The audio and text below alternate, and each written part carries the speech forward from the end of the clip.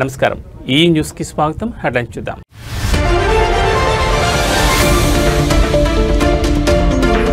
ప్రముఖ రచయిత అందెశ్రీ కన్నమూత తెలంగాణ ఉద్యమంలో తన పాటలతో కీలక పాత్ర పోషించిన అందెశ్రీ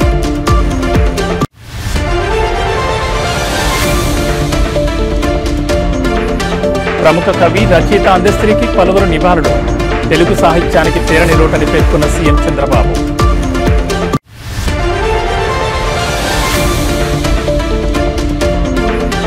రేపు జూబ్లీహిల్స్ ఉప ఎన్నిక పోలింగ్ ఉప ఎన్నిక సందర్భంగా భారీ బందోబస్తు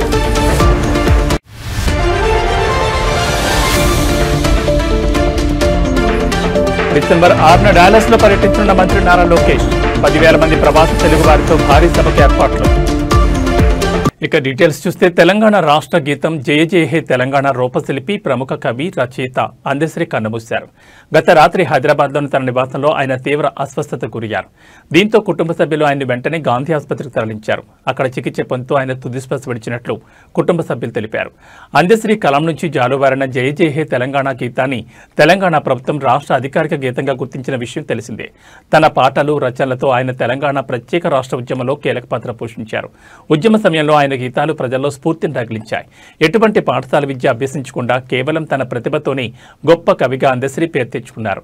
ఆయన రాసిన మాయమైపోతున్నాడమ్మా మనిషి అన్నవాడు అనే గీతం తెలుగు ప్రజల హృదయాల్లో చిరస్థాయిగా నిలిచిపోయింది. ఈ పాట ఆయనకు విస్తృతమైన కీర్తిని తెచ్చిపెట్టింది. అందెశ్రీ మృతి పట్ల పలువురు ప్రముఖులు సాహితీవేత్తలు తీవ్ర దిగ్భ్రాంతి వ్యక్తం చేస్తున్నారు.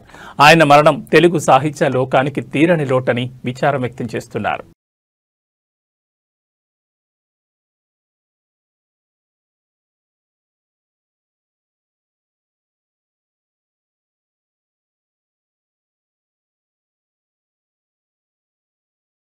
ప్రముఖ కవి వాగ్గేయకారుడు తెలంగాణ రాష్ట్ర గీత రచయిత అందెశ్రీ ఆకస్మిక మృతి పట్ల ఆంధ్రప్రదేశ్ ముఖ్యమంత్రి చంద్రబాబు నాయుడు ఉప ముఖ్యమంత్రి పవన్ కళ్యాణ్ తీవ్ర దిగ్భ్రాంతం వ్యక్తం చేశారు. ఆయన మరణం తెలుగు సాహితీ లోకానికి తీరని లోటని అభివర్ణించారు. పలువురు రాజకీయ సినీ ప్రముఖులు సోషల్ మీడియా వేదికగా అందెశ్రీకి నివాళులర్పిస్తున్నారు. ఈ సందర్భంగా ముఖ్యమంత్రి చంద్రబాబు నాయుడు ఎక్స్ వేదికగా స్పందిస్తూ ప్రముఖ కవి రచయిత తెలంగాణకు రాష్ట్ర గీతాన్ని అందించిన డాక్టర్ అందెశ్రీ మరణవాత దిగ్భ్రాంతిని కలిగించిందన్నారు. తెలుగు సాహితీ లోకానికి ఇది తీరని లోటని ఆయన ఆత్మకు శాంతి చేకూరాలని ప్రార్థిస్తూ అందెశ్రీ కుటుంబ సభ్యులకు నా ప్రగాఢ సానుభూతిని తెలియజేస్తున్నారని తన పోస్టులో పేర్కొన్నారు.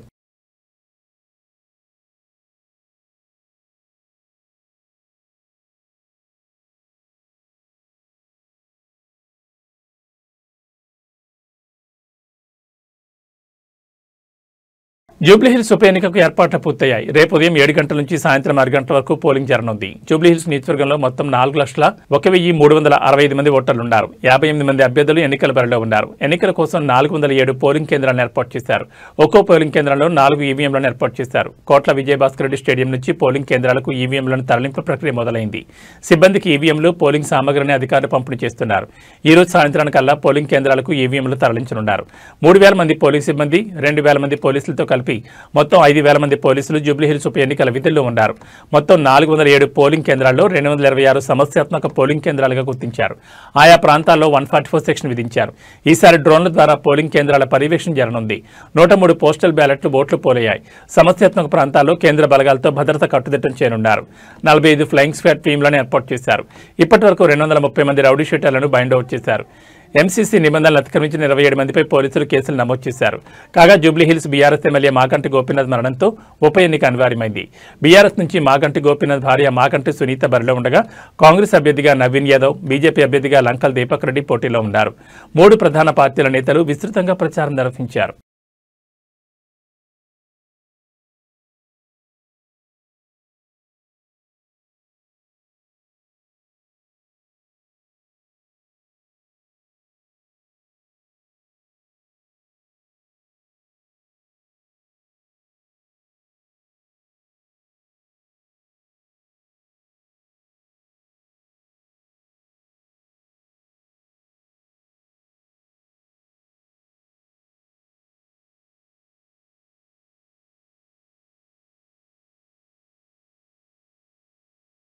ఆంధ్రప్రదేశ్ రాష్ట్ర ఐటీ విద్యాశాఖ మంత్రి తెలుగుదేశం పార్టీ జాతీయ ప్రధాన కార్యదర్శి నారా లోకేష్ అమెరికాలో పర్యటించనున్నారు.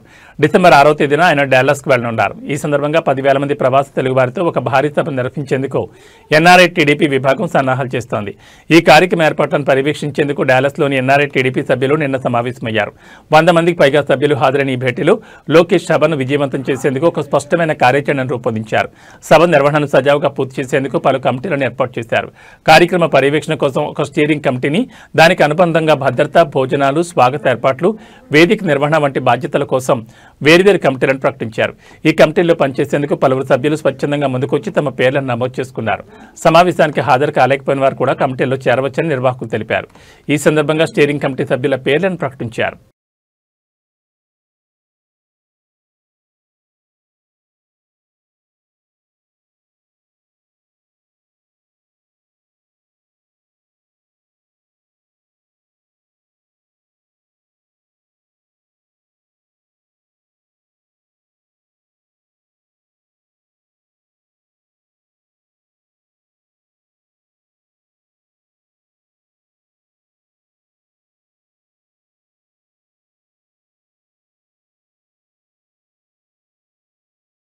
తెలంగాణ రాష్ట్రాన్ని చలి గజగజ వణికిస్తోంది. ఇప్పటికే పలు ప్రాంతాల్లో ఉష్ణోగ్రతలు సాధారణ కన్నా తక్కువగా నమోదవుతుండగా రానున్న 3 రోజులు చలి తీవ్రత మరింత పెరగనుందని హైదరాబాద్ వాతావరణ శాఖ హెచ్చరించింది. ఇవాళ, రేపు, ఎల్లుండి సాధారణ కన్నా 2 నుంచి 3 డిగ్రీల సెల్సియస్ మేర ఉష్ణోగ్రతలు పడిపోయే అవకాశం ఉందని అంచనా వేసింది. ఈ ఏడాది రాష్ట్రంలో అధిక వర్షపాతం నమోదు కావడం, దానికి తోడు ప్రస్తుతం ఉత్తర ఈశాన్య ప్రాంతాల నుంచి చల్లని గాలులు తెలంగాణ వైపు వీస్తుండడమే చలి తీవ్రత పెరగడానికి ప్రధాన కారణాలని వాతావరణ శాఖ అధికారులు చెబుతున్నారు. ఈ గాలుల ప్రభావంతో రాష్ట్రంలో కొన్ని రోజులుగా పగటి, రాత్రి ఉష్ణోగ్రతలు క్రమంగా తగ్గుతూ వస్తున్నాయి. నిన్న తెల్లవారుజామున రాష్ట్రంలోని పలు ప్రాంతాల్లో కనిష్ట ఉష్ణోగ్రతలు గణనీయంగా పడిపోయాయి. హనుమకొండలో సాధారణ కన్నా ఏకంగా 4.2 డిగ్రీలు తగ్గి 16 డిగ్రీల సెల్సియస్ నమోదైంది. అదేవిధంగా పటాన్చెరులో 3.6 డిగ్రీలు తగ్గి 13.2, మెదక్లో 3.5 డిగ్రీలు తగ్గి 14.1, హైదరాబాద్లో 1.6 డిగ్రీలు తగ్గి 16.9 డిగ్రీల సెల్సియస్గా రికార్డైంది. ఆదిలాబాద్లో 14.2, హయత్ నగర్లో 15.6 డిగ్రీల చొప్పున కనిష్ట ఉష్ణోగ్రతలు నమోదయ్యాయి. రాత్రిపూట మాత్రమే కాకుండా పగటి ఉష్ణోగ్రతలు కూడా తగ్గుముఖం పట్టాయి. ఆదివారం రామకొండలో గరిష్ట ఉష్ణోగ్రత సాధారణ కన్నా 3 డిగ్రీలు పడిపోయి 29 డిగ్రీలుగా నమోదైంది. నిజామాబాద్లో 30.2 డిగ్రీలు, హైదరాబాద్లో 29.2 డిగ్రీల సెల్సియస్ గరిష్ట ఉష్ణోగ్రతలు రికార్డయ్యాయి. మొత్తం మీద రాష్ట్ర వ్యాప్తంగా చలి ప్రభావం స్పష్టంగా కనిపిస్తుండటంతో ప్రజలు జాగ్రత్తగా ఉండాలని నిపుణులు సూచిస్తున్నారు.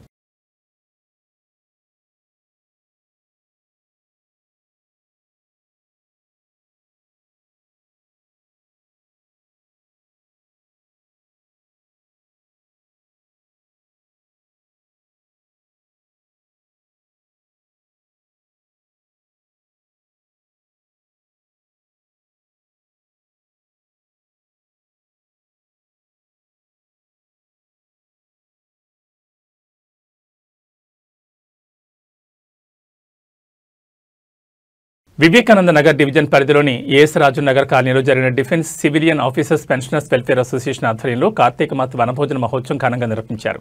ఈ కార్యక్రమంలో ముఖ్య అతిథిగా పీఎస్సీ చైర్మన్ అరికెపూడి గాంధీ పాల్గొన్నారు. ఈ సందర్భంగా వారి సావని 2025ను కార్పొరేటర్లు నార్ని శ్రీనివాసరావు, ఉప్పలపాటి శ్రీకాంత్, సీనియర్ నాయకులు నాయనేని చంద్రకాంత్ రావులతో కలిసి ఆవిష్కరించారు.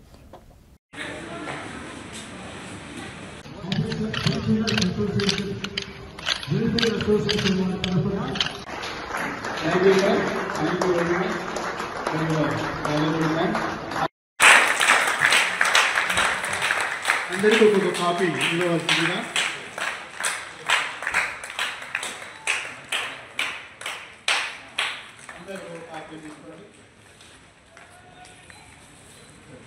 ప్రసాద్ గారు వెయిట్ కూడా పట్టుకోవాలి సార్. Thank you.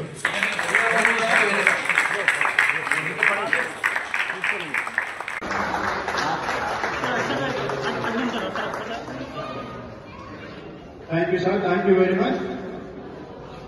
చాలా చాలా ధన్యవాదాలు చెప్పుకుంటున్నాము. చాలా బిల్లు గాంధీ గారు, శ్రీ రాజశేఖర రెడ్డి గారు, శ్రీ ప్రసాద్ గారు, శ్రీ మురళీధర్ గారు ఇవ్వవలసిందిగా.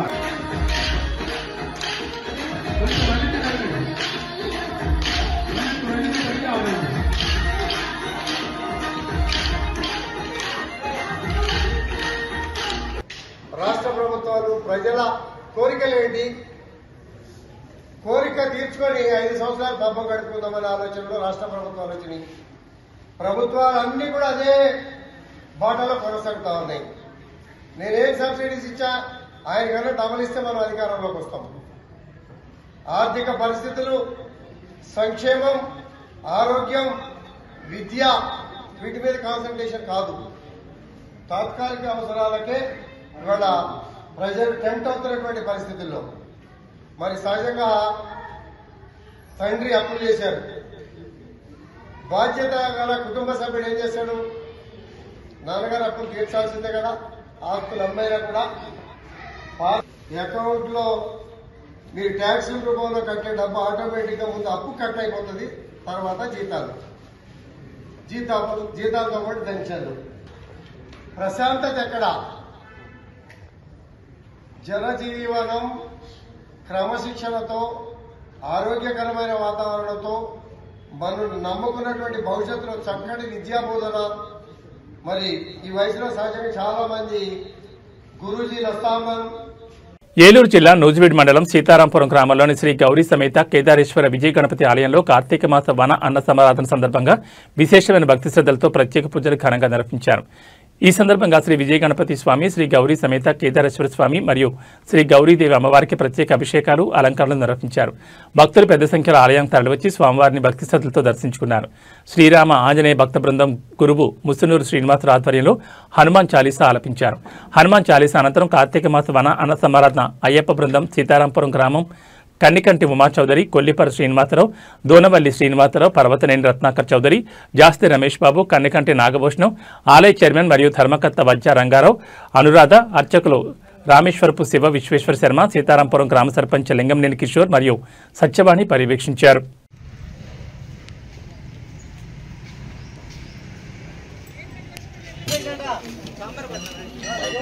సాంబార్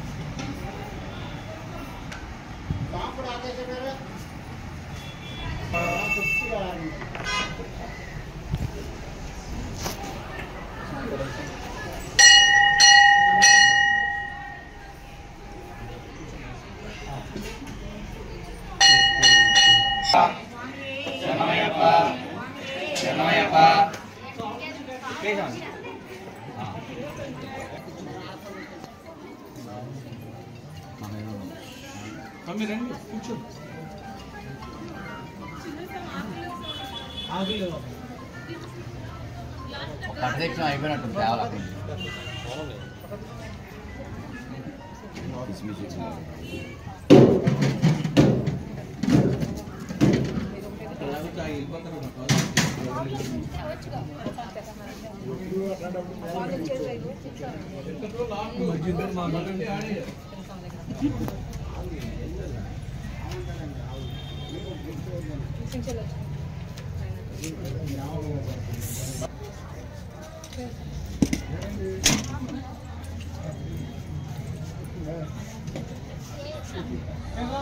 కేవలం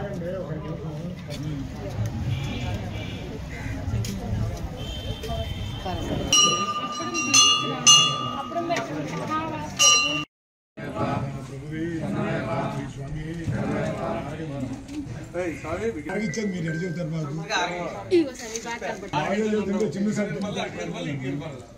సార్ స్పీడ్గా చెప్పమని మీరు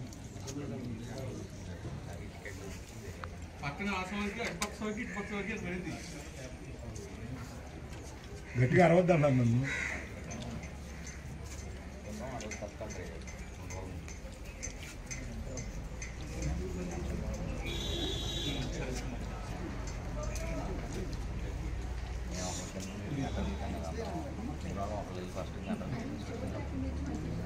ఎవరన్నా అడిగితే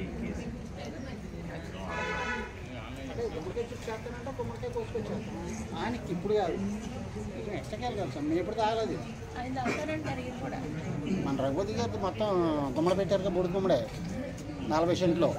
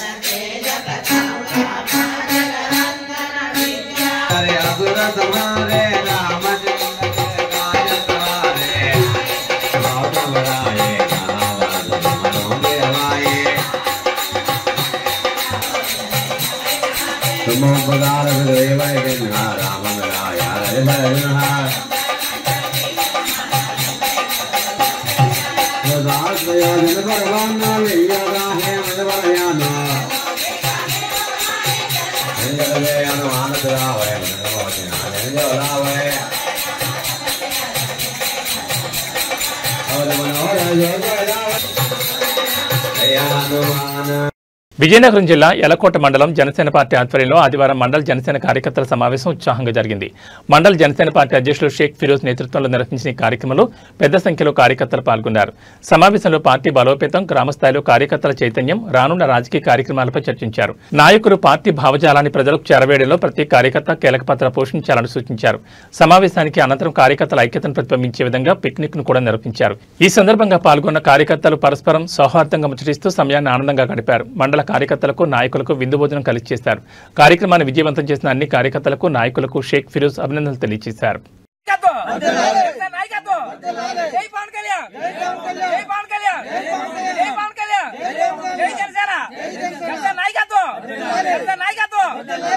ఈ యొక్క మీటింగ్ కి అదే ఈ యొక్క ఖాళీకి పిక్నిక్ లాగా ఇది ఒక ఆహ్లాదకరమైన వాతావరణంలో చేసుకోవడం జరిగింది.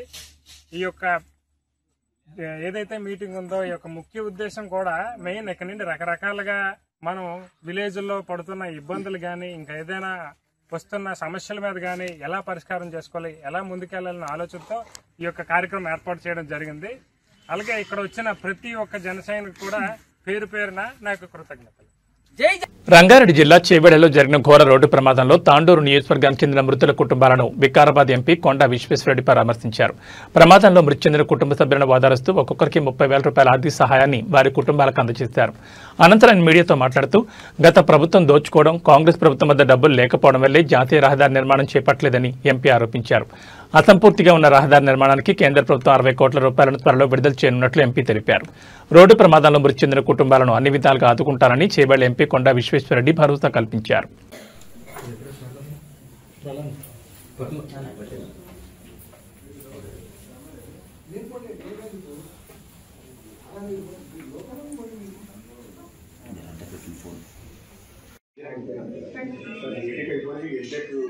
డ్యూటీ ఇవ్వడానికి అంత ప్రాసెస్ అంతా అయిపోయింది సార్. జనవరిలో ఫస్ట్ కొంచెం ఏకాడు చేస్తారు సార్. మళ్ళీ ఇంకా పిన్ని అమ్మని చూసుకోవాలి. అంతా రెడీ చేస్తారు. BSc కంప్లీట్ అయింది ఫస్ట్, తర్వాత MBA. లోకల్ ఎమ్మెల్యే సీట్ ఇప్పించాడు సార్. లోకల్ ఎమ్మెల్యే కృష్ణ గౌడే అని BJP MLA.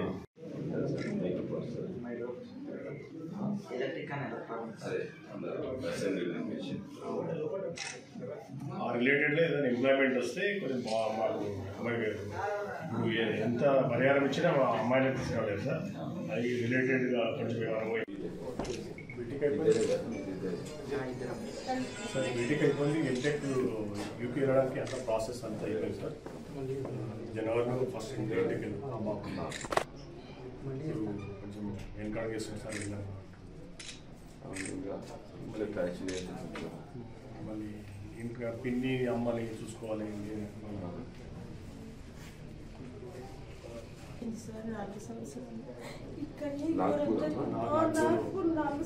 Local MLA seat ఇప్పించాడు సార్.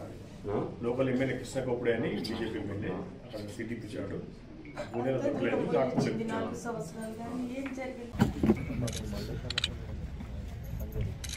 ఏం చేయలేదు. మేము ప్రధానమంత్రి నుంచి వస్తున్నాయి. ప్రధానమంత్రి దగ్గర నుంచి 2 లక్షలు నేను బాలశ్రీ వీళ్ళందరూ కలిసి 30,000 ఇస్తాను తనకి. కానీ పిల్లలు మంచి సంతోషంగా కావాలి, మంచి ఉద్యోగం దొరకాలి. అయితే తల్లిదండ్రులు లోపపోవాలని అయితే నాకు నేను మాట్లాడినట్టు మీరందరూ నిర్ణయించారు, సభ్యులు పిల్లలు కూడా. అయితే ఇక్కడ ఇంత పిల్లలే ఉంటారు, ఇక్కడ పిల్లలు ఉంటారు, మంచిగా చదివిస్తారు. And 8th drop out sir. 8th drop out అయితే 10th open 10th exam fees కట్టిస్తారు సార్. కంటిన్యూషన్లో ఉంది. ఈమెకు 10th మినిమం ఏ జాబ్ కావాలన్నా 10th అడుగుతుంది సార్. అందుకే 10th రాయించేసి ఏదైనా టెక్నికల్ ఇంటర్మీడియట్ వరకు ఏదైనా చేస్తే జాబ్ అక్కడ ఉంటేనే. అదే మా మిస్సెస్ అఖిలారెడ్డి నాగ్పూర్లో పోయి BSc అగ్రికల్చర్ చేసి ఇప్పుడు MBBS చేస్తుండే. కొన్ని రోజులు అయితే మంచి ఉద్యోగం వస్తుంది. వాళ్లకు ఈ కుటుంబానికి భూమి ఎక్కువ లేదు, భూమే లేదు.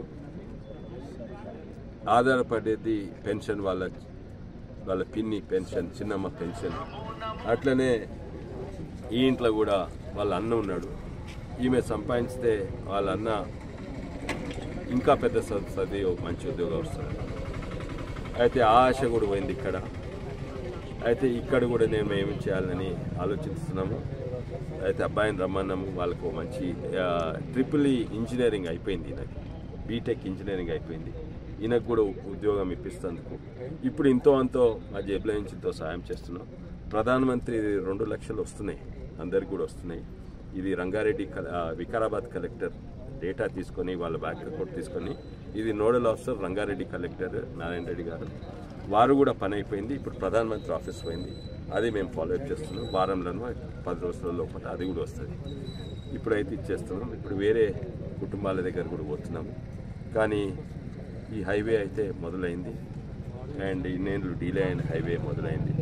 దీంట్లో కూడా 2-3 జాగాలల్లో ఇంకా ప్రమాదం ఉంది. ఎందుకంటే అది ఫుల్ కర్వ్ ఉన్నది, అది చూపెట్టదు. అయితే సహకరించాలి, దీన్ని సక్సెస్ చేయాలి. ఉదాహరణగా ఇక్కడ చూడండి, ఇది హైవే. దీన్ని చక్కగా అయితే ఎంతో మంచిగా ఉండేది.